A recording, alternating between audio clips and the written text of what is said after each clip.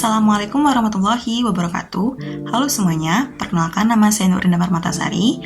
Baiklah, di sini saya akan membahas tentang prinsip-prinsip World Trade Organization atau WTO di dalam hukum perdagangan internasional. Baiklah, yang pertama ada prinsip Most Favored Nation, yang dimana prinsip ini dikenal sebagai perlakuan negara yang paling disukai. Prinsip ini sangat penting sehingga menjadi pasal pertama dalam Perjanjian Umum tentang Tarif dan Perdagangan atau General Agreement on Tariff and Trade yang mengatur perdagangan barang. MFN juga menjadi prioritas dalam Perjanjian Umum tentang Perdagangan Jasa dan perjanjian tentang aspek-aspek terkait perdagangan hak kekayaan intelektual.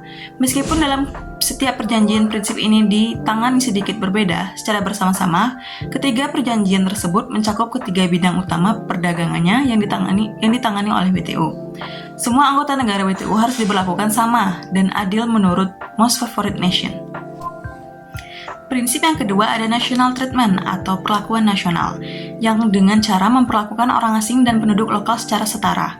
Barang impor dan produksi lokal harus diberlakukan secara setara, setidaknya setelah barang asing memasuki pasar. Hal yang sama harus berlaku untuk layanan asing dan domestik, dan untuk merek dagang, hak cipta dan paten asing dan lokal.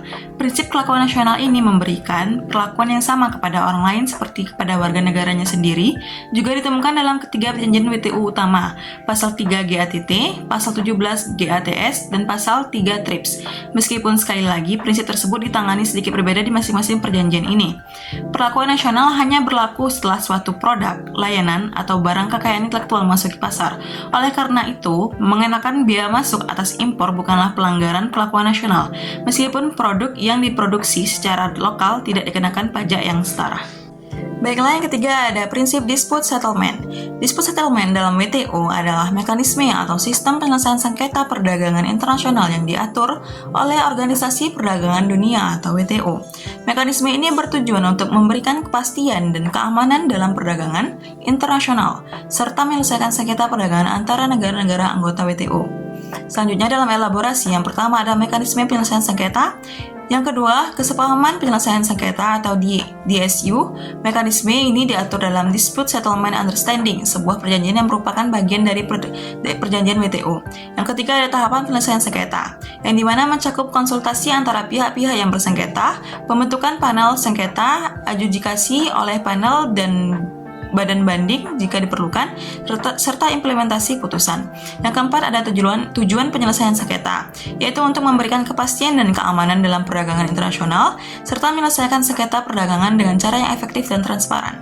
Yang kelima ada peran Dispute Settlement Body, yaitu di mana badan yang bertanggung jawab untuk mengawasi proses penyelesaian sengketa dan memastikan bahwa putusan panel dan badan banding diimplementasikan. Yang terakhir ada manfaat. Sistem penyelesaian sengketa WTO membantu negara-negara anggota untuk menyelesaikan persaingan perdagangan secara damai dan berbasis hukum, serta mencegah terjadinya perang dagang atau tindakan balasan yang tidak sesuai dengan peraturan WTO. Selanjutnya yang keempat ada Principle of Transparency, yaitu prinsip transparansi dalam WTO. Yang merupakan prinsip yang menekankan agar negara anggota mempublikasikan kebijakan dan peraturan dagang mereka, serta memberikan informasi yang relevan kepada mitra dagang mereka.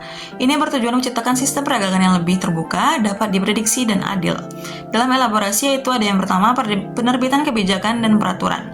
Negara anggota WTO diwajibkan untuk mempublikasikan kebijakan dan peraturan yang mempengaruhi perdagangan internasional seperti tarif, bea cukai, dan regulasi teknis.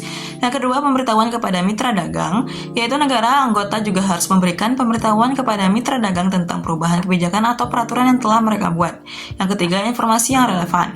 Informasi yang harus diberikan mencakup berbagai hal, seperti prosedur impor, persyaratan izin, dan ketentuan teknis. Yang keempat ada tujuannya. Prinsip transparansi ini bertujuan untuk menciptakan sistem perdagangan yang telah transparan dan dapat diprediksi, sehingga bisnis dapat membuat keputusan yang lebih tepat dan menghindari potensi hambatan perdagangan. Dan yang terakhir yaitu pentingnya transparansi, yang dimana transparansi ini memastikan bahwa semua negara anggota diperlakukan secara adil dan bahwa tidak ada negara yang mendapat keuntungan dari kebijakan atau peraturan yang tidak transparan.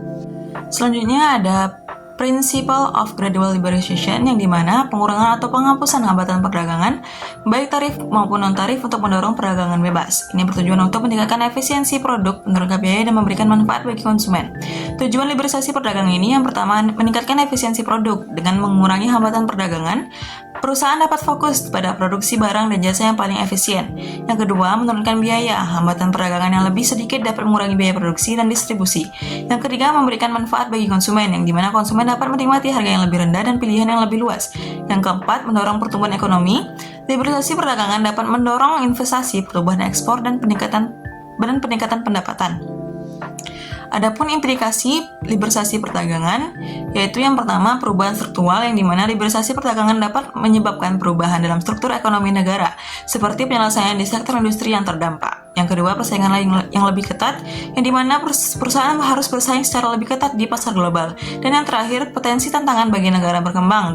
Negara berkembang mungkin menghadapi tantangan dalam bersaing dengan negara maju yang lebih siap untuk menghadapi kompetisi. Yang terakhir ada prinsip perlindungan melalui tarif, yang berarti bahwa perlindungan terhadap industri dalam negeri hanya boleh dilakukan melalui penggunaan tarif atau bea masuk, bukan melalui tindakan lain seperti kuota impor atau pembatasan kuantitatif.